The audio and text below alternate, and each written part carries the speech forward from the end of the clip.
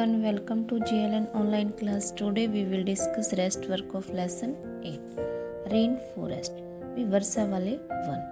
As it rains heavily in this region, thick forests grow. The forests are in fact so thick that the dense roof created by leaves and branches doesn't allow the sunlight to reach the ground. The ground remains dark and damp. Only shade-tolerant vegetation may grow here. Orchid, bromeliad grow as plant parasites. अब ये जो area ना, यहाँ पर बारिश बहुत ज़्यादा होती है, जिसकी वजह से जो भूमि है वो वहाँ पर क्या हो जाता है कि बहुत ज़्यादा गहरे वन हो जाते हैं और उगाते हैं. और ये वन इतने घने होते हैं कि ये पत्तियों तथा शाखाओं से क्या बना लेते हैं, छत सी बना लेते हैं. और ऐसी छत बनाते हैं जिसके कारण सूर्य का प्रकाश धरातल पर पहुंच नहीं पाता. और यहाँ की जो भूमि होती है वो प्रकाश रहित नम बनी रहती है. यहाँ केवल वही वनस्पति उगती है जिससे छाया में बढ़ने की अक्षमता होती है. अब और क्या होता है कि परजीवी जो पौधे ना, उनके रूप में ऑर्किड और ब्रोमीलाइड पैदा होते हैं. Next आता है, the rainforest is rich in fauna. Birds such as tacoons, hummingbird, bird of paradise with their brilliant colored plumage, oversized bills for eating make them different from birds we commonly see in India. These birds also make loud sound. In the forest, animals like monkeys, sloth, and ant-eating tapirs are found here. Various species of reptiles and snakes also thrive in this jungle. Crocodiles, snakes, pythons abound. Anaconda and boa constrictors are some of these species. Besides, the basin is home to thousands of species of the insect.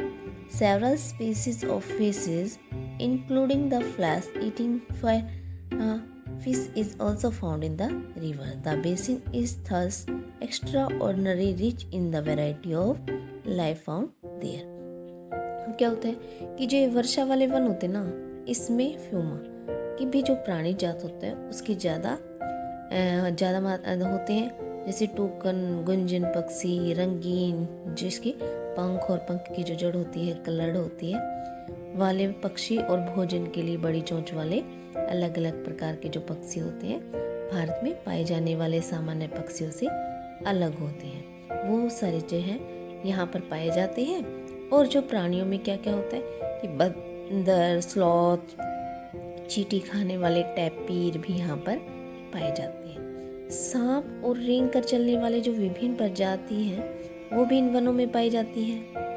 जैसे मगर, सांप, अजगर, anaconda, बोआ, कुछ ऐसी ही प्रजातियां हैं. इसके अलावा और क्या क्या होता है कि कीड़े मकोड़े भी इस बेसिन में निवास करते हैं. और मांस खाने वाली पिरान्या, मत्स्य जो है मछली समेत मछली की भी अलग अलग कई तरह की प्रजातियां इस अमेज़न नदी में पाई जाती हैं. और इस प्रकार जीवों की विविधता की दृष्टि से बेसिन जो है वो असाधारण रूप से समृद्ध है. नेक्स्ट आता है people of the rain forest. भाई वर्षा वन के जो निवासी होते हैं वो किस तरह से क्या कुछ करते हैं. People grow most of their food in small areas after clearing some trees in the forest, while men hunt and fish along the river. Women take care of the crops. The mainly grow tobacco, pineapple, and sweet potato.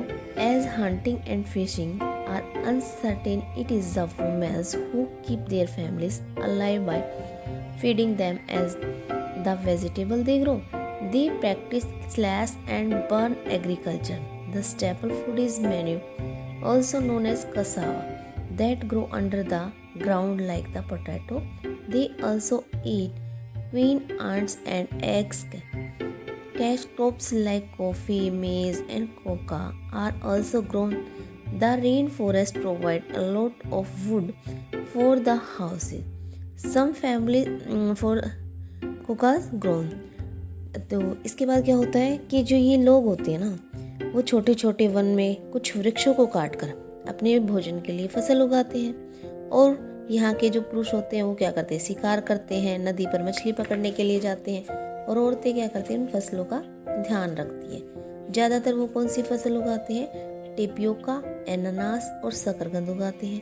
क्योंकि मछली या शिकार मिलना अगर मान लो नहीं भी मिल पाता तो ऐसे में महिलाएं क्या करती हैं, उनके द्वारा जो उगाई हुई थी सब्जी उसे अपना परिवार का भरण पोषण करते हैं। और वे ये है slash and burn agriculture, it's mean कर्तन एवं दहन जो कृषि पद्धति है तो उसको फॉलो करते हैं। और इसका प्रयोग क्या करते हैं, उनका जो मुख्य आहार होता है वो होता है मेन्योक जिसे कसावा भी कहते हैं। तथा आलू की तरह ही जमीन के अंदर पैदा होने वाली एक ऐसी फसल होती है। ये चींटियों की रानी एवं उसके अंडकोश को भी खाते हैं। कॉफ़ी, मक्का, कोको जैसी नकदी फसल भी यहाँ पर उगाई जाती है।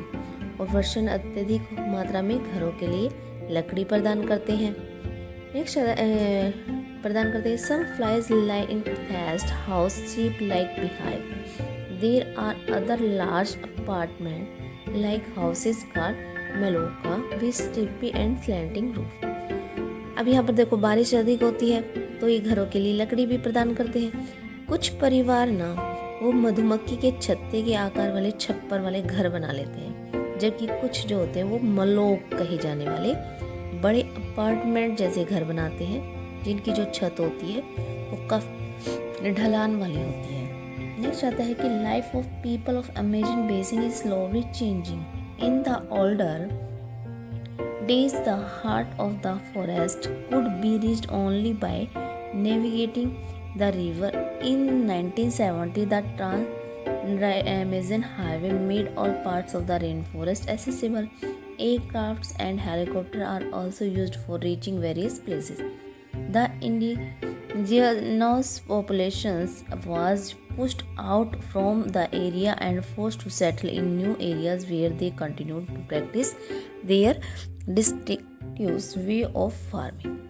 जो अमेजन बेसिन के लोग हैं ना, उनके जीवन में धीरे धीरे थोड़ा थोड़ा चेंज हुआ है, बदल रहा है।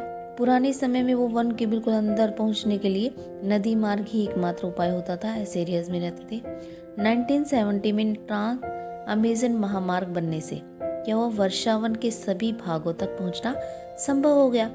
और अनेक जहाजों पर पहुंचने के लिए हवाई जहाजों तथा हेलीकॉप्टर का उपयोग किया जाता है। और इसके लिए क्या होता है कि मूल आबादी जो है ना वहाँ की, उस क्षेत्र से बाहर निकालकर उन्हें नए क्षेत्र में बसना पड़ा जहाँ वे अपने पौराणिक तरीके से खेती करते रहे थे। नेक्स्ट आता है the developmental activities are leading to the gradual destruction of the biological diverse rain forest. It is estimated that a large area of the rain forest has been disappearing annually in the Amazon basin. You can see that this destruction of forest has a much wider implications. The topsoil is washed away as the rain falls and the lush forest turned into a barren landscape.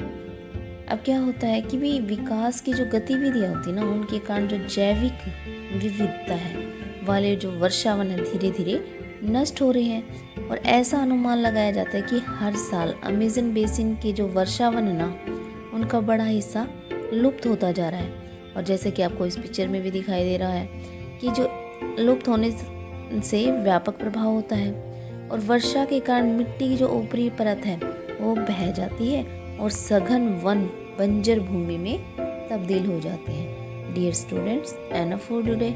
In next class, we will discuss the rest work of this chapter. Thank you and have a nice day.